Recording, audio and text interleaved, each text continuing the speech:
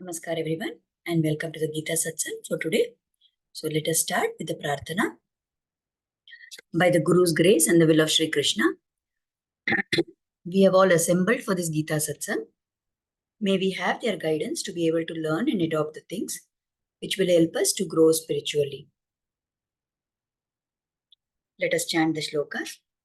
Vasudeva Sutam Devam Kamsa Chanuramardhanam Devaki Paramanandam Krishnam Vande Jagadgurum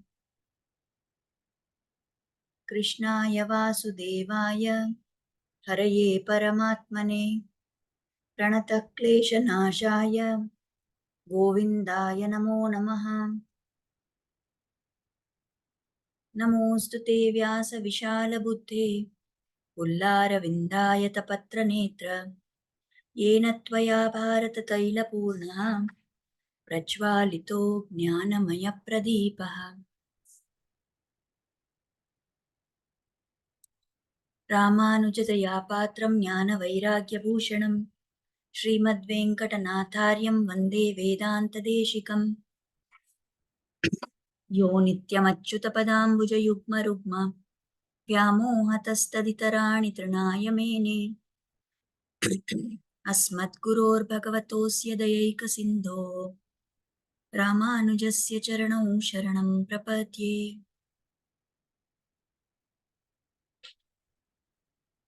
So with prayers at the lotus feet of the Acharyas, let us start our topic for today.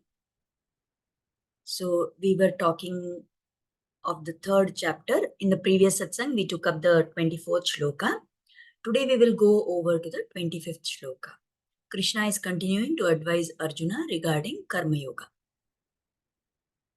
Sakta karmanya vidvamso yatha kurvanti bharata kuryad vidvams tat tasaktash chikirshur loka sangraham. Ignorant people perform their duties with attachment to the results, O scion of Bharata, so should the wise act without attachment for the sake of leading people on the right path. So here, Lord Krishna is explaining the difference in the attitudes of how different categories of people perform their duties, perform the karma or the actions. So somebody who is ignorant, somebody who has no jnana, performs the duty, performs the karma with some attachment to the results. And he is calling Arjuna as scion of Bharata, the great son of Bharata. So in that way, like how ignorant people are doing their duties with attachment to the results, how the wise are acting without attachment. So what is the difference between the ignorant person's actions and the wise person's action? The kind of attitude they have towards the result. The ignorant person is attached to what is the outcome going to be. They have expectations of a particular type of outcome. And accordingly, they perform their actions because they want certain outcomes. How the wise persons act without attachment. The wise person also performs actions, but it is without attachment. And for what purpose? So that they lead people on the right path. So here again, we find Krishna stressing about this aspect of Loka Sangraha. So in the previous, I think in the 20th shloka also, we've come across this. Again, Krishna was talking about Loka Sangraha. So what is this Loka Sangraham? Welfare of the world. What is good for the world? So there is a lot of emphasis on this aspect, which goes to show that how important Krishna considers the role for people who are in a position to influence others, to be a role model for others. So even today, always, whenever human beings have been in society, we know that there are certain people who kind of become the leaders. There are certain people who are looked up to by other people. So there will always be the leader and there will be followers. Now, all ordinary people fit into the category of the followers. Somebody who has some special quality, some special characteristic, certain gunas or certain capabilities or skills those people will always be influential and their opinion will be important for the other people in the society. Even today, if you are aware, they talk of these influencers on Instagram or influencers, opinion influencers, and things like that. So these are the people who um, kind of society looks up to them for their opinion. What they say impacts all other people who are listening to them. So it is very important for these people to understand the importance of their role, isn't it? Like, let us say there is a teacher. Now, the teacher can think that he or she is a teacher in the college, in the school, at that for those fixed hours. But is it really like that? Such people are looked up to by their students. Why just students? It is the whole of society which looks up to people who are in this kind of a teaching profession. So those people should have lot of awareness of what is their role, how their actions are going to influence other people. Now, always we know that if there is somebody who is talking one thing, telling one thing, but they are doing something else, then always people catch that which somebody is doing and pay very little attention to what they are teaching. So if you want someone to correctly follow whatever you are doing and saying, you should make sure that what you say is what you do and what you do is what you say. So people who are in a position to influence others, those who teach or those who preach to others, they must make sure that their, first of all, their behavior is in accordance with what they are teaching and preaching. The second important thing is they have a responsibility to the people who are going to follow them. And one major part of that responsibility is to make sure that they are teaching or preaching something which is possible for the followers to adopt. We have always seen when children first start learning, do we teach them big paragraphs? No, we teach them the alphabets. Using the alphabets, using that knowledge, they start learning to read small words. Then we move on to bigger words. And when the child is able to read a certain number of words comfortably, then they are introduced to the sentences. And after that only comes the paragraph and understanding the meaning of the paragraph. So, like you take a child from learning small things to the more complicated things, the easy things to the more difficult things. So also it is important for somebody who is on the spiritual path also, if they are going to be looked up to by other people, then what this person teaches should be such which is possible for that follower to adopt. Such kind of things should be taught at the initial stages. Now we see that there have been a lot of scientific discoveries, right? And many of those things, they have made practical life very easy for us. Say things like electricity or something like the telephone, something like television, the washing machine. Any gadget, any item that we are using today, it was discovered some many years ago by somebody who decided that they want to put their brains to good use for the good of society.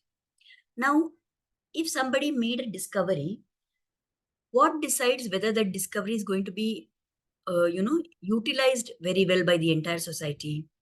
Two factors. First is that discovery should be something which is useful.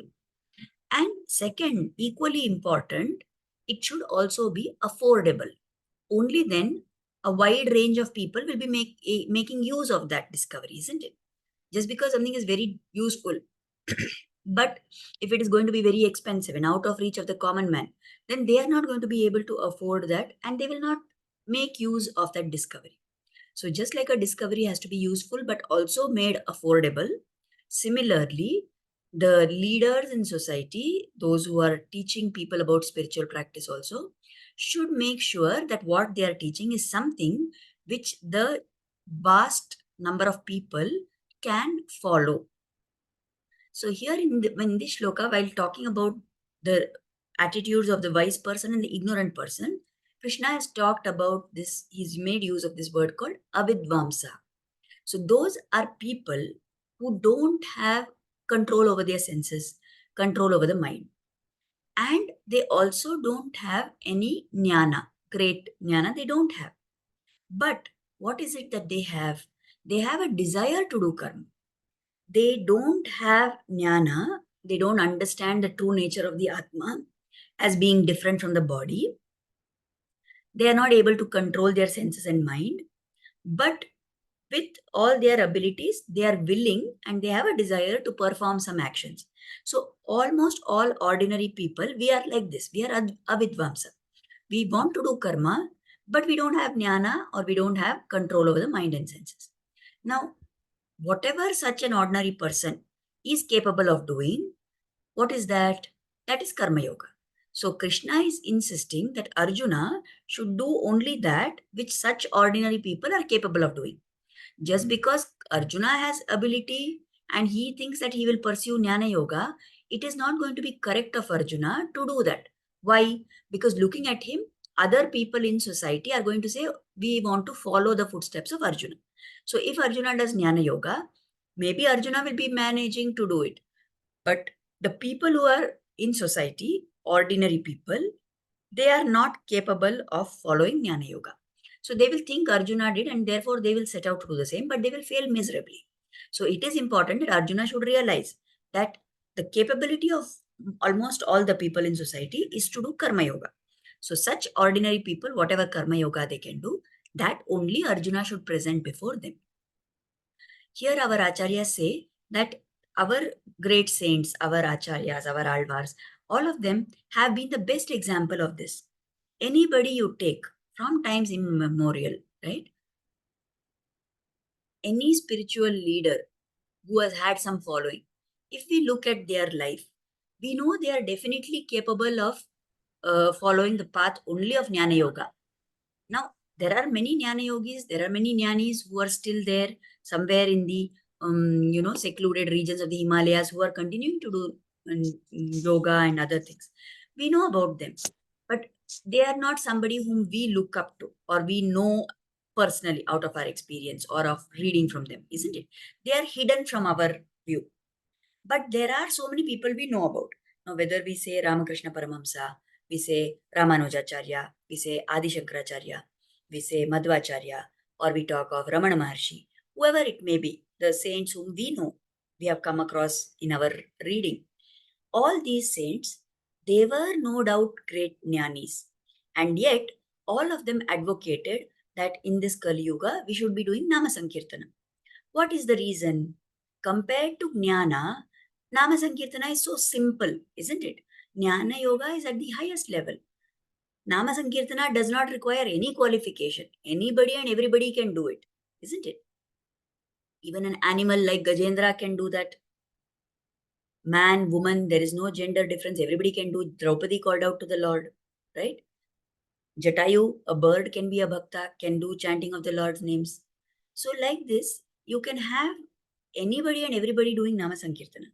Now, why did these great saints, all of them, practice Nama Sankirtana and tell their followers that you do Nama Sankirtana? They were capable of Jnana Yoga, yes, but they understood that it is for the ordinary people, whatever is possible, that should be taught to them. And as they keep doing that, slowly their capacity will grow and they will go forward and get to the later stages. So that is what the lives of all the great saints have taught us. So they taught us that we must do Nama Sankirtana. We must keep calling out the Lord's name. We must keep singing the glories of the Lord. So that is the kind of action that we should be performing. So here Krishna has been telling Arjuna that you may think that you are capable of doing great things and you can do Jnana Yoga, but because ordinary people are going to follow you and they don't have the capacity of doing Karma Yoga, so you should make sure that you do Karma Yoga because seeing you, people will follow. So to convince Arjuna, Krishna is explaining that there are some people who are ignorant and they do karma, but they are doing it with attachment to the results. What is the difference between that ignorant person and the wise person? The wise person is someone who has understood the true nature of the Atma. So, without attachment, with the clear idea that they want to lead people forward on the right path, on the easy path, such wise people should perform Karma Yoga. Now we will move to the next 26th shloka. So, in this shloka, again, little more Krishna is talking about how these wise people, how the jnanis should behave. So in the 26th shloka, he says, Na buddhi bhedam janayed ajnanam karma sanginam joshayet sarva karmani vidvan yukta samacharan. The wise person, the person who is having jnana, the jnani, they should not create discord. They should not create confusion. They should not create disharmony in the intellect of ignorant people who are attached to fruitive actions by inducing them to stop work. Rather, by performing their duties in an enlightened manner, they should inspire the ignorant also to do their prescribed duties. So, what is Krishna trying to say here? He's telling that the wise people have a responsibility for the simple reason that they are wise. They have jnana. Now, ordinary person who has no jnana has two options always. One is that they should do karma, and the other is that they should do nothing. They should not perform any karma, not perform any actions. So, suppose this jnani tells people that what is the use of doing all this work? You are not supposed to be doing work. You should be contemplating on the divine. You should do dhyana on your atma. You should think about the omnipotent Lord, and you have to focus on Him. You have to meditate on Him. You need not do any work. If the jnani starts talking like this, what will happen to these ignorant people? They are likely to take the option of not doing any karma, right? So, this will it help those ignorant people? It will definitely not help them. It will cause discord in their mind because they will think that there are some people who are telling we should do karma. As we are born as human beings, we have this body, we should use this body and do some action. What is the point of doing nothing? And frankly speaking, how many people are going to be able to sit still doing nothing and contemplate on Lord?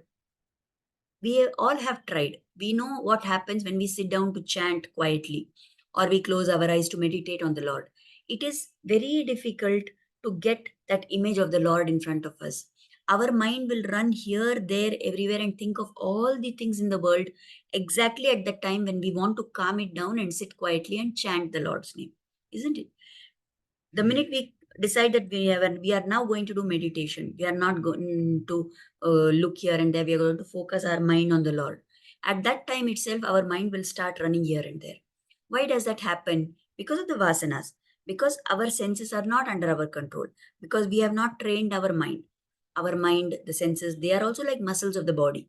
If we do regular exercise, we are toning our muscles, we are keeping them in good condition, then those muscles are ready to do whatever we tell them to do, right? Somebody who is an athlete, such a person trains regularly. So when they run a marathon, they run a race, they are in top condition to be able to do and perform very efficiently. What about somebody who is running for the first time? Somebody who has never run in their life, somebody who has not had any kind of exercise in their life. When they end up running, they are not good at running and they end up spraining their muscles or having some muscle spasm or some lot of discomfort. So it is something which they are not used to. So also, for us, we have not trained our mind. We have not tried to take steps to control our mind. So when we sit down to meditate or we sit down to think about the Lord, what happens? Our senses get in the way. Our mind comes in the way. It pulls us here and there, and we are not able to concentrate. Then when we are not able to concentrate, we say, what is the point? I'm not able to concentrate. So I will not do this. So we end up doing nothing. So people who are ordinary people, who are these ordinary people? Those who have no jnana, those who do not understand that there is a difference between the body and the atma. These people who are caught up in ajnana, they don't have control over the mind and senses. Now, such people, they have a choice to either do karma or to not do karma. So, if the jnani goes and tell these people that why are you doing karma, why are you doing all this, you think about the Lord, you contemplate on the Lord, you meditate, and all such things, what is going to happen to them? They may indulge in the mechanical act of doing that, but they are not familiar with that. They are not used to doing that. Their mind will not cooperate and they will end up frustrated. So neither they are doing karma now because the jnani has told them no need to do all these things. At the same time, they are not able to perform that Jnana Yoga properly, because the basic requirement for doing Jnana Yoga is to have control of the mind and senses. And this ordinary person does not have that control. So he is not going to be able to do Jnana Yoga either. So what happens to him now? He is lost and he is not able to do anything. He can't go anywhere ahead on the spiritual journey. So karma is something which is familiar to such an ordinary person. Jnana is something which is new to them. So go with what is familiar instead of jumping onto something which is new to you. As you go ahead slowly, you will start developing more and more capacity, and then it is okay to get to the stage of the jnani, right? So ordinary people don't understand Atma is different, body is different. They cannot follow Jnana Yoga. When they try to follow, they will get, depressed. They will get frustrated that they are not getting anywhere, and they will end up doing nothing.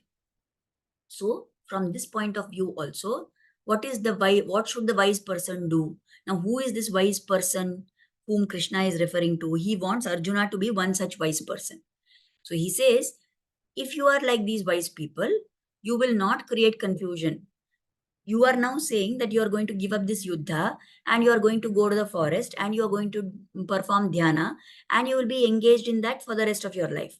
You are not bothered about what happens to the praja, correct? So that is wrong, because people who see you, they will stop working. They will say, Arjuna himself did not fight. Why should we fight? Arjuna did not do his duty as a Kshatriya. Why should we do it? Now what will happen? They will end up in a mess. Not only you have messed up, you have made other people also to create confusion and give up what they should be doing. But if really you are a jnani, what you should be doing? You do your actions in such a way, in an enlightened manner. Using your jnana, you perform your duties in the best way possible, so that seeing you, the ignorant people are inspired. Now, the ignorant person who sees the jnani cannot get to the level of the jnani in terms of his control of sense and mind. But at least he can try to imitate the jnani in the way in which that jnani is doing his karmas. So, if the jnani is performing jnana yoga and sitting quietly, the ordinary person will try to emulate him and get nowhere. But if the jnani is doing karma, then at least that is something which the ordinary person can copy. That is something which can motivate this ordinary person. And this ordinary person will do his duties then, right? So when he does his duties, definitely he is going to go ahead. As he performs karma more and more, slowly he will get to the stage where he will understand, I should be doing this without expectation.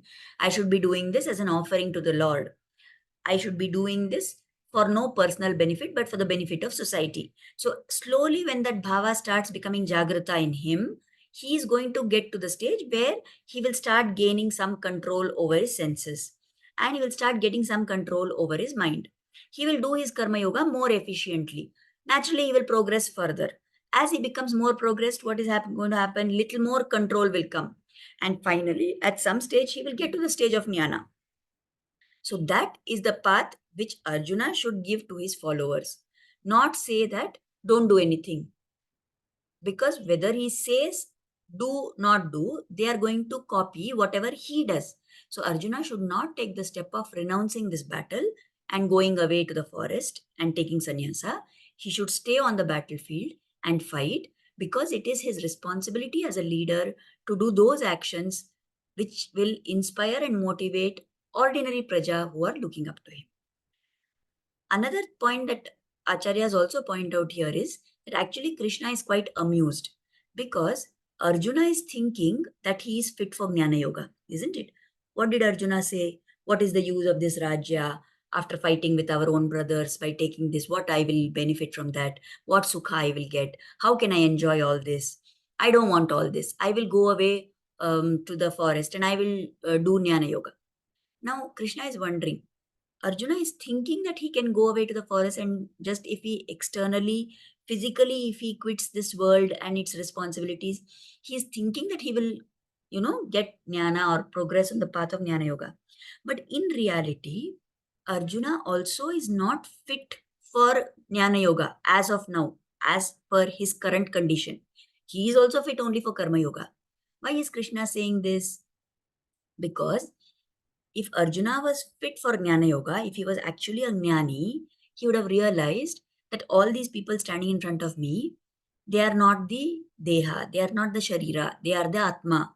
So he would not have felt that, oh, how can I kill these people? He would not have thought that, how can I kill my own guru, my own relatives, my own uncles, and all that. Isn't it? He would have realized that they are all already killed by the Lord Sankalpa. Or he would have realized that Krishna is telling me this, so my job is only to blindly follow whatever Krishna is telling. He would have realized that. He is not realizing that. He is thinking they are my grandfather, they are my uncles, they are my cousins, right? When he is relating like that, he is relating to the body aspect only. So that means he also has not have got the jnana that Atma and body are different. He is not prepared to acknowledge that this is the reality. He is not yet at the level where his mind is under his control. He is giving in to the mind. The mind is pulling him here and there. He is feeling emotion of pain, right? So he is not actually fit for jnana yoga, but he thinks that he is fit. So in from that angle also, actually what Krishna is telling is correct for Arjuna. Forget about being the leader and giving the right ideals for others to follow. Arjuna himself is actually fit only for karma yoga at this current state of his life, right? And one thing that happens is the acharyas always explain that, see, all this, it is such a what you say, rare opportunity.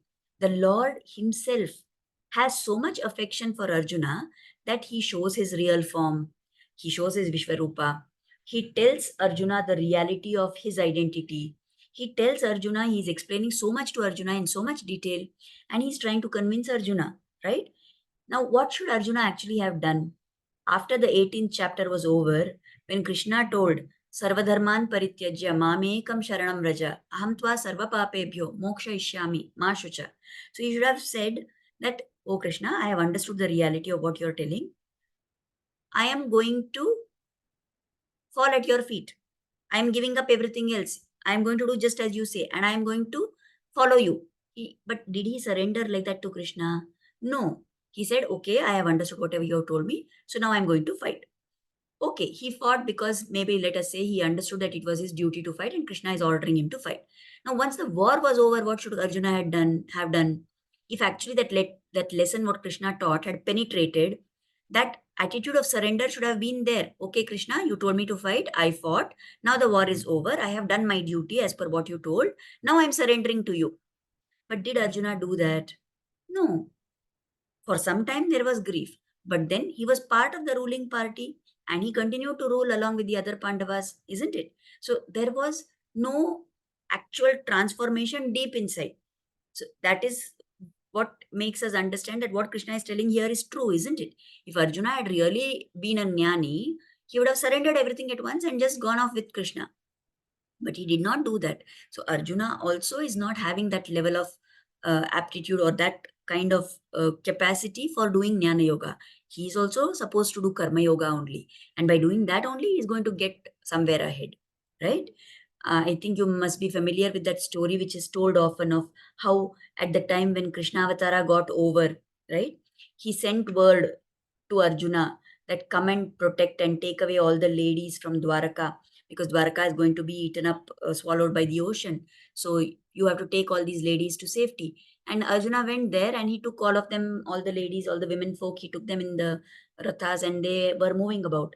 As they were moving ahead towards their Hastinapura, then there was one band of dacoits who came and attacked them. And this great Arjuna, who is a Maharathi, who single handedly killed so many great warriors in the Mahabharata Yuddha, in the Kurukshetra Yuddha, that Arjuna found it very difficult to resist those robbers and thieves and dacoits. They were not able to, he was not able to protect those ladies. They took away all those women from of Dwaraka and Arjuna was able to do nothing. When he tried to lift up his Gandiva, he was not able to do so. He was not able to shoot arrows at anyone. He was not able to stop those dacoits at all. And then in that weakened state, he cries and he says, what is happening to me? Where has all my ability gone? What happened to all my skill? Where is my power gone? And at that time, he understands the knowledge is given to him that Actually, you thought you were the one who was doing everything, but it was solely by the sankalpa of Krishna that everything was happening. And because Krishna was with you and Krishna gave you the power, you were able to do all your great deeds. Now, when Krishna has departed from this world, he has gone back to Vaikuntha. There is no Krishna anymore. Where is the source of your power? There is nothing.